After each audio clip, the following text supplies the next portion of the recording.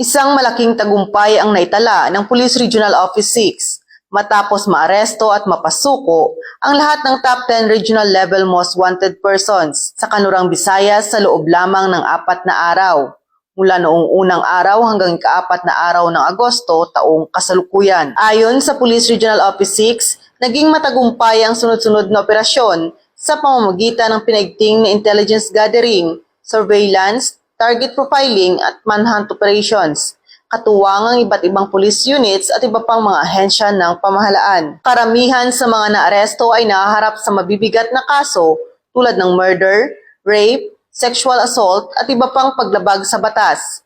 Ang ilan ay naaresto sa bisa ng warrant of arrest, habang ang iba naman ay voluntaryong sumuko dahil sa patuloy na pagtugis ng mga otoridad. Ayon kay Police Brigadier General Randolph P. Tuanyo, Regional Director ng Police Regional Office 6, patunay ang accomplishment na ito ng mabilis na pagkilos, mahusay na intelligence work at matibay na koordinasyon ng kapulisan upang maiharap sa hukuman ang mga wanted persons at mabigyan ng hustisya ang kanilang mga naging biktima. Tiniyak naman ng Police Regional Office 6 na magpapatuloy ang kanilang intelligence-driven manhunt operations laban sa iba pang mga wanted persons sa rehiyon, habang hinikayat ang publiko na makipagtulungan sa mga otoridad at agad na iulat ang anumang impormasyon sa pinakamalapit na himpilan ng pulisya o sa emergency hotline 911. Mula dito sa Western Visayas, ako ang inyong PNN correspondent, Patrolwoman Charmaine Balunsat, alagad ng batas, tagataguyod ng Balitang Pulis.